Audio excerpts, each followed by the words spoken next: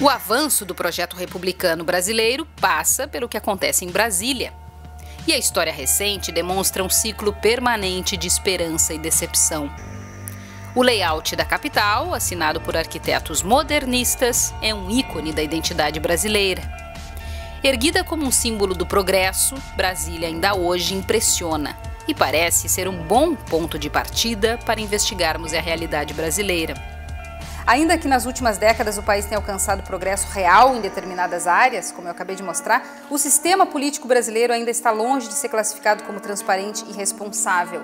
Logo, esse movimento transformador que vemos no país pode estar ameaçado pela incapacidade do Estado em lidar com a corrupção. Quer dizer, o Brasil pode até oferecer melhores condições do que no passado, mas o progresso não vai ser diretamente transmitido às pessoas enquanto o nosso dinheiro vazar em petrolões e mensalões. De certa forma, as autoridades brasileiras descobriram que a corrupção permeia as instituições e permeia a burocracia brasileira com apoio de uma parte do empresariado e com os políticos.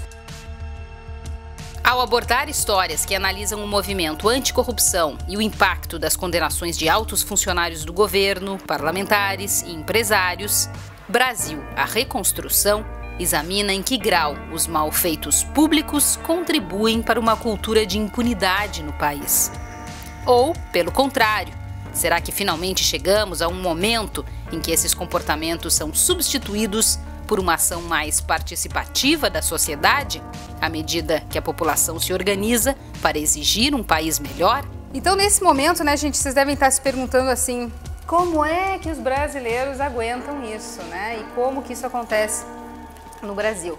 Bom, tem uma série de pesquisadores que já se debruçaram sobre esse assunto, né? Se a corrupção no Brasil ela é endêmica, ela é sistêmica. E então eu criei um capítulo que chama Faça o que eu digo, mas não faça o que eu faço. E aí eu fui analisar um pouco o nosso comportamento. De acordo com essa linha de pensamento como um fenômeno natural, alguns pesquisadores e autores dizem que a corrupção no Brasil ela é um pouco fruto da herança colonial portuguesa, que teria criado um padrão capaz de borrar, de misturar o público e o privado, né? Capaz de turvar a distinção entre o público e o privado. Não há dúvidas de que a corrupção reduz as condições para o investimento produtivo no Brasil, configurando-se numa sangria dos cofres públicos, diminuindo a rentabilidade de projetos. O desafio é transformar o diagnóstico de adversidades em um plano factível de desenvolvimento, com proposições visando o progresso econômico e o aperfeiçoamento das práticas políticas. Para que casos como o mensalão e o petrolão se tornem efetivamente uma virada e não se configurem como eventos excepcionais na história do Brasil, atitudes da sociedade civil e a aceitação fatalista da impunidade no país e nas instituições precisam mudar. O problema é que na terra do famoso jeitinho, poucos são aqueles que ao final do dia assumirão tê-lo usado. Ou seja, essa diferença entre os valores professados e os valores utilizados na prática que é o nó do Brasil. Será que é um ponto de virada ou o Brasil vai continuar nessa tradição de corrupção e indiferença?